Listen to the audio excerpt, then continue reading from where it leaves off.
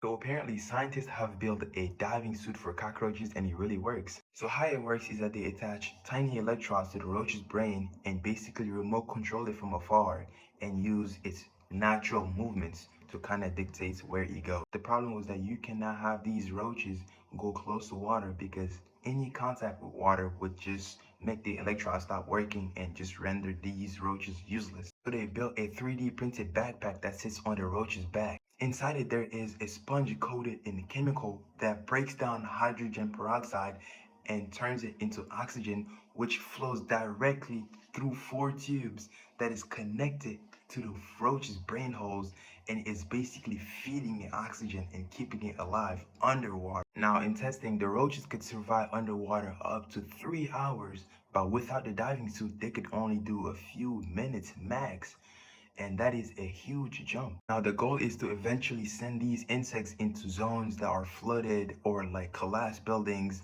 and places that no regular human or no regular drone could go. So they are planning on training and testing these insects to a point where they can send them to these areas and have them broadcast something back to us and really help us understand things in places that we normally can't go to.